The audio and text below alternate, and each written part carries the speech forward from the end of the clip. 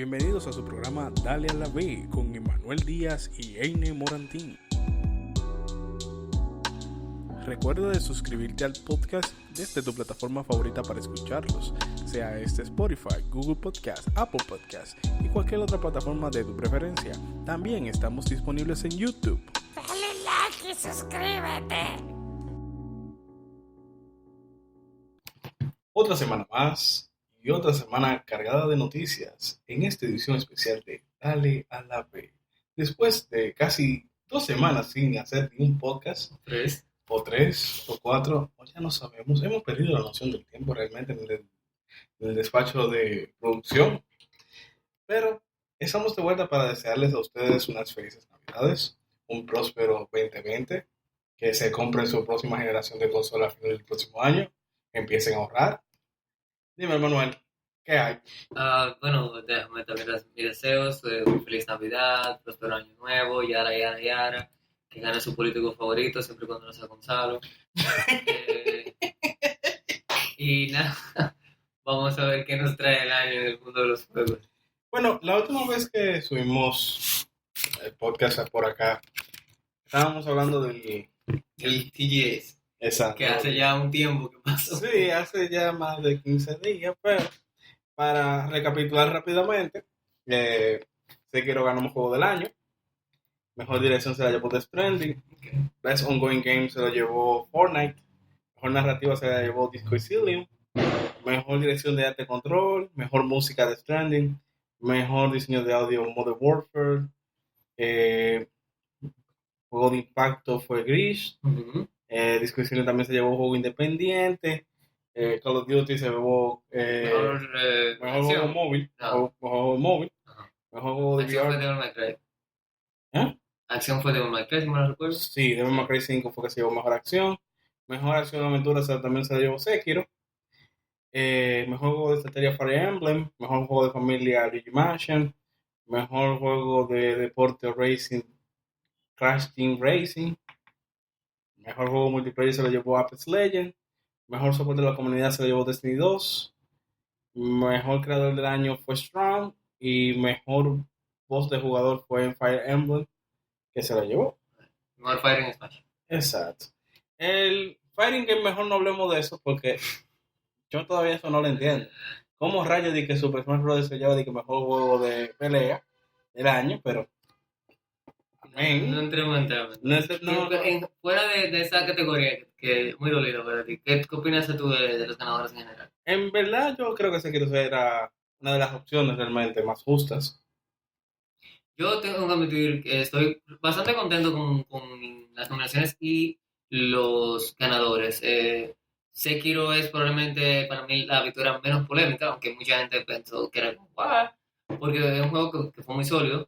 Y Death Stranding yo sí entiendo que se merecía ganar sus premios, pero solo que no al mejor juego del año. Se ganó mejor dirección, que es indiscutible que Kojima se metió de todo con eso. Y se ganó mejor sonido, fue el otro. O fue mejor música, o fue arte. Te voy a decir, no, fue mejor música. Mejor música. Mejor música. Que, bueno, los juegos realmente producidos por Kojima suelen tener un buen soundtrack. No lo puedo quitar eso. Entre los otros victoriosos me sorprendió ver, Disco Elysium me llamó la atención por la cantidad de veces que fue nominado.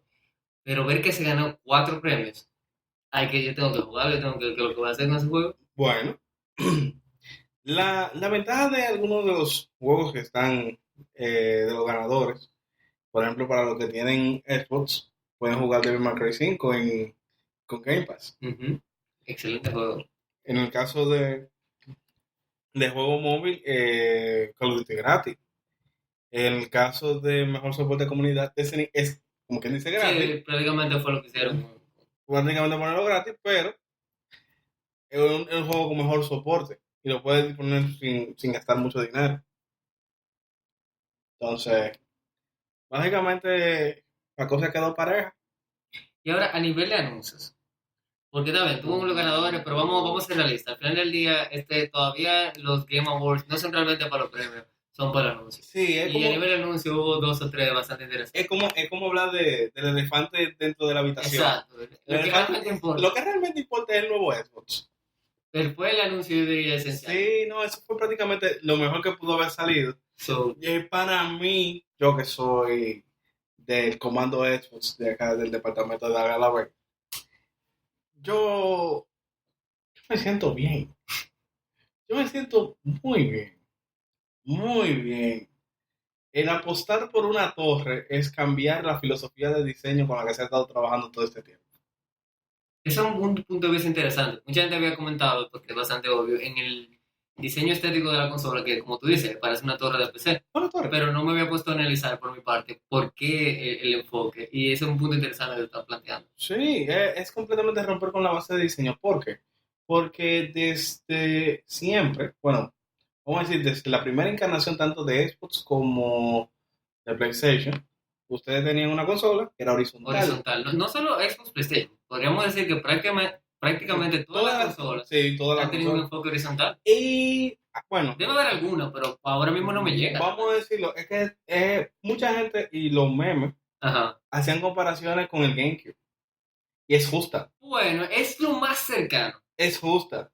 Pero hay que tienen que entender de que el GameCube era un cubo perfecto. O sea, era un Sí. cubo que No, y un dato curioso que no sé si tenga que ver con relación al diseño, pero el GameCube fue, si no me equivoco, aunque no el más popular ni el que más vendió, fue a nivel hardware el más poderoso de su era y era el más pequeño y era el más pequeño. de los tres. Era el más potente y era el más pequeño. Y era el que de los tres, tú lo veías de lejos y tú decías, ¿qué carajo es eso? Sí. No, a veces el diseño tiene su punto a nivel de marketing. No, y también, no, y lo bueno del coso del GameCube en su momento fue el color. Ah, Porque sí, el primer color con el que verdad, ellos lanzaron, ese púrpura, tú te quedas como que, es único. ¿what? No, y era muy portátil. El mal Sí, tenía un handle. Sí. Y después cuando lanzaron la versión norteamericana, salió la versión negra, que ya es un color más estándar. Pero ese mamey, ese platillo, Ah, sí, no soportarlo. El morado para mí es icónico. Y Sí. fue una apuesta que le salió muy bien. Sí, Pero sí, para sí. ver allá un poco brillante ya hemos discutido anteriormente de que el GameCube se vio muy limitado fue por la capacidad del CD. del DVD, del mini DVD. Tener la consola más poderosa de su era y entonces irte con el método de distribución más débil fue una decisión muy extraña. Pero eso, si se hubieran ido por el DVD, hubiera incrementado el tamaño del GameCube. Sí, Si hubieran incrementado el tamaño del GameCube, tal vez no lo hubiera... no, piensa en el lado positivo, Ok. siempre en positivo, nunca en negativo. Si hubieran incrementado el tamaño del GameCube, vamos a decir al formato de DVD, Ujú. aunque hubiera sido un poco más grande, hubieras tenido más espacio para tener más power. Más power todavía. ¿Ustedes imaginan una consola más poderosa que el GameCube? Que aunque no lo llegamos a ver, porque por lo general se le dio más enfoque a nivel de los juegos de Nintendo, pudiera haber sido un cambio realmente en esa generación. Sí, pero para no distraernos ya del tema, Volviendo a Xbox. volviendo al Xbox en sí, Serie X. el Serie X, que es el Xbox per se, porque después dijeron, no, que ahora se va a llamar Xbox y ya. Y yo, mi hermano, mira, a mí no me importa cómo tú lo nombres. Dame la versión ratatá, el que soporte el 4K, los 120 frames por segundo que tú dices, que soporta todo, dame ese. Es el que yo quiero. Si mal no recuerdo, lo último que vi que aclararon es que Serie X es el nombre de esa versión específica. Exactamente. Lo que nos da a entender bastante, bueno, se ve a venir, pero básicamente lo confirma sin confirmarlo, que en esta generación, desde cero, vamos a tener varias versiones Sí, de la consola. sí. Probablemente una puramente digital, una Lite. Mira, eso sería para hacer la competencia en todos los frentes. Mira qué es lo que sucede. Por lo general, la estrategia que llevaron en la generación pasada fue la siguiente. Lanzan una consola, una primera versión de esa consola, ¿verdad? Que supera en mucho a la anterior, ¿verdad? Nítido. Lanzamos una primera versión, luego lanzamos una versión Slim, una versión más reducida en espacio, en tamaño, más optimizada, de menor costo para la empresa, de menor costo para el cliente final, pero que tiene una mejora en la característica en función de la primera y corrige errores que tuvo la primera. Es tanto una revisión como una versión barata. Exacto. En esta generación fue la primera que tú puedes decir que la primera versión funcionó bien. Sí. En relación a la generación anterior de PlayStation 3, del PlayStation 3. Exacto. En relación a esta primera generación Tiene con una esta cantidad primera mínima versión, de hiccups. exacto. Porque, por ejemplo, el nada más Inclusive lo cogieron rápido, porque la versión FAT del PlayStation 4, si tú comprabas el que era la primera versión que tenía una parte gloss y otra parte mate, los botones eran touch sensitive, o sea, sensibles al tacto, no era un botón físico. Entonces, Se llama un sensor. exacto. Esos botones con el tiempo se desgastaban. Y entonces, por el caliente de la misma consola, desgastaba el botón y a veces no podían ni recibir. Previsión de diseño. A veces hay elementos de diseño que al momento se sienten muy modernos, Se ven chulos, pero pero las cosas no. se hacen de una manera por ahí. Entonces, por eso, en la primera revisión de esa primera versión, Lo primero que hicieron fue quitar eso y ponerle un botón físico. Entonces, ¿qué nos deja de dicho eso, por ejemplo, en el caso de Xbox con la serie X? Que sí, va a ser una continuidad del que sería ahora mismo el Xbox One X, que sería la serie X. Tendríamos una serie S o una serie normal, que sería la sería una de las más económicas, pero que soporta juegos que tú puedes correr juegos físicamente o vamos a decir internamente en ella. Y tendríamos una versión super light, que sería una versión C, que sería una versión cloud. Ese sería únicamente como una estación para todo ese streaming de juegos. Eso estaba pensando, y recuerda incluso que específicamente cuando revelaron el Serie X, en el momento no pensé que fuera la consola nueva. Pensé que sería una especie de mini servidor cuya única función era ayudarte a hacer el streaming del Pass y del Xbox Cloud. Es que acá lo que ellos quieren lograr es tener un rendering ahí mismo. O sea, me explico. Por ejemplo, tú subes, por ejemplo, cuando tú estás subiendo un juego, tú subes el mundo, subes las características del personaje principal, de todos los elementos secundarios. Entonces, aquí lo que ellos quieren es que en el momento que estás jugando, tú vayas subiendo todos esos gráficos en el punto de concentración donde tú estás. Por ejemplo, si tú tienes un paisaje, que en ese paisaje tú estás viéndote todos los elementos graficados y vistos de la mejor forma posible, por decirlo así. Y haciendo una breve pausa, pero conectando aún así. Y hablando de gráficos y hablando de elementos, vamos a tomar una pausa para hablar de los primeros juegos, se podría decir, anunciados para la siguiente generación. Okay. Por el lado de Sony Godfall y por el lado de Xbox, si no me equivoco, fue para la siguiente y no para la actual, Hellblade 2. ¿Qué tú opinas de Hellblade 2 va a ser una cosa increíble. O sea, ese tráiler, es CGI, pero ese CGI, wow, se supone que CGI rendered no a nivel de computadora, sino a nivel de la consola. Y fue increíble a nivel gráfico. O sea, Hellblade va a ser un juego increíble. Es una propiedad interesante para tomarla como su primera... No, y es una muestra de que por lo menos no piensan hacer el mismo error que hicieron con Rare. Cuando yo compraron Rare, que es el tiro en el pie que todo el mundo le quiere sacar a Microsoft, porque es verdad fue un tiro en el pie. Después que obtuvieron Rare, no hicieron nada con Rare. No se le sacó el jugo. Un desarrollador que en su momento que se le compró, venía de una era de gloria, de Conker, sí, de Banjo, de Donkey Kong 64. Sí, no, o sea, y de Perfect Dark. Y de Perfect Dark, ¿cómo se me olvidó Perfect Dark? Eso no me o sea, y GoldenEye. Yo prefiero Perfect Dark, pero GoldenEye es la que más resuena en la mente de... Sí, en la mente de la mayoría de GoldenEye es lo que más resuena. Pero está el hecho y el punto de que recientemente sale el rumor de que Microsoft quiere comprar aquel estudio que está detrás del gran juego que todos conocemos como el Sanjuanero ahora. Ustedes dirán, ¿qué es el Sanjuanero? The Witcher. El pana que anda en los montes. El pana que anda en los montes. Brujo y... El Sanjuanero. Gracias a su éxito también en la serie de Netflix, ahora convierten al estudio en una de las propiedades más buscadas del momento. O sea, si CD Projekt quiere perder su independencia, nada más tiene que decirle sí a Microsoft. Mire, yo por un lado no sé si lo voy a pasar porque CD Projekt tiene fama. Primero tiene su propio ángulo de distribución con GOG en lo que es la PC, pero por otro tiene la fama de ser un estudio que le gusta hacer las cosas a su manera y ser un poco más independiente. Pero si realmente se da esa fusión, dejando a un lado la posibilidad o no, sería un movimiento extremadamente poderoso, porque primero tienen una propiedad cuya popularidad no baja, solamente aumenta. Vienen con otro juego que si es un hit, aumentará aún más la popularidad. Y recientemente, dado la salida de la serie de Netflix, muy buena de nuevo, veanla, han confirmado que hicieron un contrato, un arreglo con el creador de la serie, Andrew, no recuerdo el apellido, para más juegos en el universo de Witcher. Básicamente, sin confirmar, confirmaron una Witcher 4. Ok. ¿Tú te imaginas una Witcher 4 exclusiva para eso? Me acabas de quitar las palabras de la boca. Literalmente. Sí. O sea, loco. What? Eso es un powerful. No, entonces para colmo tú tienes que del otro lado, Sony acaba de perder un exclusivo. Literalmente. Cuando se hizo la renovación del contrato de MLB The Show con los directivos del MLB, estos hicieron que Sony firmara el acuerdo en vista de que tienen que abrir el juego a las demás plataformas de videojuegos. ¿Qué quiere decir?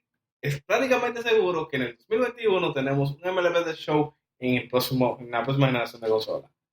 Y es un movimiento interesante para mí. Yo porque pienso que, y espero, los estudios van a moverse un poco. Por lo menos los estudios con propiedades mucho más universales, como son las propiedades de deporte. Moverse un poco de esa exclusividad y obligar a los desarrolladores a no. Ese juego tú me lo pones en todo.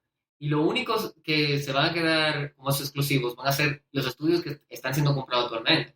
O sea que Sony va a perder un poquito esa fuerza que tiene de tantos exclusivos.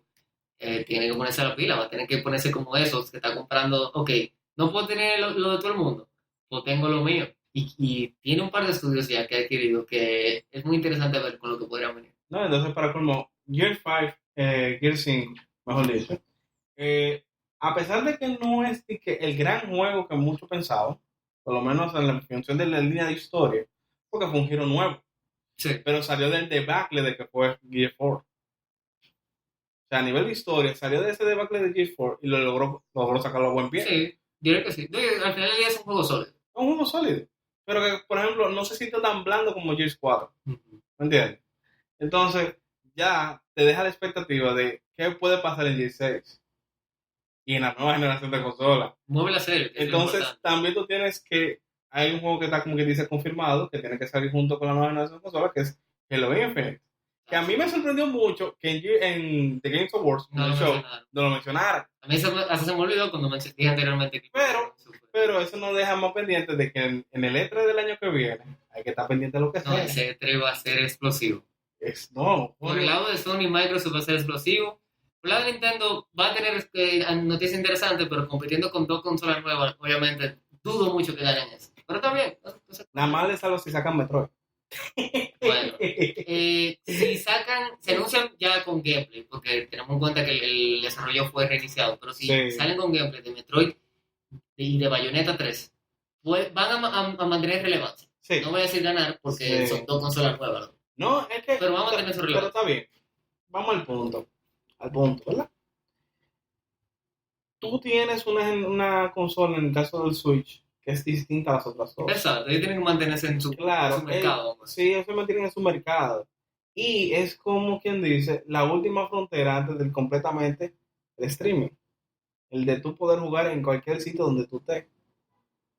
Es la última frontera. Sí. Ellos son lo último. O sea, la última frontera de reproducción in your hands de un videojuego son ellos. Actualmente, exacto. Ellos son la última frontera. ¿Por qué? Porque Switch te lo puede llevar donde tú quieras. O sea, una consola portátil que tú puedes jugar de Witcher, que tú puedes jugar Doom, que tú puedes jugar lo que sea. Y tú tienes también los servicios de streaming online de NES, de Super Nintendo ahora. Está un poquito limitado, pero va creciendo al pasito. Ya sacaron Superstar, Kirby. Pues. Pero, es que, claro, es que el gran problema no es por la capacidad tecnológica. El problema es la licencia. Y Microsoft lo explicó claro. Mira, si es por nosotros trajéramos todos los juegos de 360, lo traemos. Todito. Pero no tenemos la licencia para poderlo hacer. Los estudios no estaban preparados para licenciar esos juegos a otra generación de consolas. Porque ese modelo no se aplicaba antes. Ese es un problema del que se ha hablado un poco y tal vez podríamos discutir en un futuro. La preservación del medio de los juegos. El problema que ha generado. Mientras que tú tienes medios como la música, como las películas, que son mucho más fáciles de preservar, los juegos no previeron la necesidad de preservar sus juegos anteriores lo que ha creado bastante de los problemas. A veces tú dices, pero ¿por qué no traen ese juego para atrás? Pues como tú dices, la licencia. La licencia. Por ejemplo, Están no, entre varios estudios. inclusive la parte de la música es un factor predominante. ¿Por qué? Cuando se lanzaron la versión remasterizada de Grand Theft Auto, tuvieron que relicenciar todas las canciones que estaban en el soundtrack para poderlo hacer. Cuando le hicieron las versiones de aniversario en los celulares, tanto en iOS como en Android, y luego la remasterización de Grand Theft Auto San Andreas en 360, que también se puede jugar en Xbox One, por ejemplo, o la remasterización de Grand Theft Auto 3, Vice City y San Andreas en el PlayStation 4, que tú lo puedes comprar como un PlayStation 2 Classic, por decirlo así. Entonces, hace unos meses, bueno, el año pasado o el antepasado, Grand Theft Auto 4 recibió una actualización. O sea, todo lo que tenía Grand Theft Auto 4 instalado en un Xbox 360, un Xbox, es una actualización para remover música, porque la licencia se había vencido. Y si tú querías seguir jugando Grand Theft Auto 4 y haciendo streaming de Grand Theft Auto 4, a ver, quitó esa música. Claro. Entonces, la licencia de los juegos lleva consigo ese detalle. Mucho más. Por ejemplo, ¿por qué ustedes se fijan de que ningún juego de NBA, MLB, FIFA está de que traído hacia atrás? Es por la licencia, porque la licencia es anual. La licencia de los jugadores es anual, es por ese juego, para esa consola que están definidas. ¿Por qué? Porque las rotaciones de los equipos cambian todos los años. Sí. Aunque sea de lo más mínimo, que sea que entre uno nuevo, uno viejo, pero cambia. Y lamentablemente, teniendo en cuenta que saquen los juegos de manera anual, pues cambian los rosters, no le tiene mucho sentido. Renovar la licencia para el juego de este año y para el juego anterior le sale muy costoso. Exacto. Es ahí el detalle. Por esos juegos que, por ejemplo, no tienen muchas propiedades intelectuales añadidas o licencias de otras que son más puros, vamos a decir. Exacto, sí pueden ser ya pasados a otra generación de consolas. No sé cómo Microsoft logró el agarre de contrato para los juegos de Xbox One, porque esa es una de los power moves que más va a resonar el año que viene cuando tú digas, me compré el nuevo Xbox, pero tengo mi librería entera ahí de Xbox One y lo puedo jugar. No tengo que comprar ningún juego nuevo. Eso es algo con el que ellos vienen trabajando este tiempo, ¿no? Sí, pero como quiera. O sea, es como decirte, mira, tú compraste una consola, tú que tienes un Xbox, vamos a decir un S o un One X, no tienes que vender nada, tú no me tienes que vender la consola, la caja y ya. Y sigue con tu igualito. Y sigue igualito porque los controles son compatibles, porque los juegos que tú tienes son compatibles, tú nada más tienes que desconectar un disco duro y volver a conectarlo en el otro y lo vas a reconocer. O sea, estoy en el Nintendo, pero no tanto. Porque Sony tiene una dinámica más o menos similar. Ellos conservan la librería, lo que no son retrocompatibles la librería. Pero es que como quiera. Por lo menos. Pero es que como quiera. Me refiero que está trabajando el tema. Ya Microsoft lo craqueó, ya lo hizo. Ya Microsoft lo hizo. Entonces, hay que ver si el 5 eso me deja la siguiente pregunta. Y ya camino en 2020. Tengo un nuevo One X que parece una torre de PC. Que yo voy a poder hacer de todo, voy a hacer me imagino que una de las principales características es que ellos vienen para los streamers. Yo pienso que sí. O sea, yo pienso que sí. Esa potencia que ellos quieren meter, eso no es ni que porque para que tú juegues, eso es para el streamer. Para que tú hagas tu set ahí. Sí. Yo pienso, como hemos mencionado anteriormente, estoy bastante seguro que lo he dicho en algún capítulo anterior, si el mundo del streaming hubiera explotado antes, cuando Microsoft hizo su apuesta en el 2013 con el Xbox One, otra fuera de historia. Otra fuera de historia. Nadie se hubiera quejado del Always Online, del énfasis en media. Nada de eso. Estaban demasiado avanzados. Estaban muy avanzados al tiempo. Entonces, Sony capitalizó, dijo, bueno, mira, nosotros seguimos con el viejo modelo, todo el que quiera jugar, venga para acá. Exacto. Tú quieres compartir un juego, ven, coge este CD, ven. ¡Tan! Ahí está. Pero vivimos en otro mundo ahora. Ahora el mundo es distinto, ahora el mundo es diferente. Por algo, Sony tuvo que firmar con Microsoft. Yo, mis hijos, miren, ustedes son los papás por la matica. Ustedes no pueden ayudar porque si no, no va a ir feo. Y hablando de gente que le está yendo feo, ¿y Stadia en qué está? Ay, yo ni sé. Yo te voy a ser sincero, yo ni sé, no lo he oído por ningún lado. Teniendo en cuenta que realmente el periodo de Navidad suele ser un periodo muy lento en cuanto a noticias de juegos. Sí. Hay pocas cosillas aquí y allá, pero no he oído nada de nadie, y mucho menos Stadia. Así que veremos en enero, no sé. Bueno, por otro lado, un anuncio más personal para mí, Y por el lado de Nintendo, uno de los pocos anuncios que hicieron en los TGA, no anunciaron el nuevo personaje de Smash, que puede morir. Anunciaron por fin una secuela para consola, para el Switch, de Bravely Default. La extrañamente nombrada Bravely Default 2, porque técnicamente es una tercera, pero es la secuela de... No vamos a meternos en el tema. Pero a mí me agradó bastante la noticia porque la serie de Bravely Default, tanto a nivel de historia como a nivel de gameplay, es muy innovadora, muy interesante. Pero, Pero Metroid para cuándo. ese reinicio, por un lado ese reinicio me encantó porque se lo dieron a Retro, que fue lo que le han hecho el anterior, pero por otro me dolió porque no va a meter por ahora. Pero por otro lado, Pikmin para cuándo. Chiguero, tú terminaste Pikmin en el 2015. ¿Dónde está el maldito juego? Puse me puse el primero, Miyamoto, ¿dónde está? Ay, Dios santo. Pero nada, señores, esto ha sido todo. Esperamos que la sigan pasando bien en sus casas y nos vemos el próximo año con más de Dale a la Fe.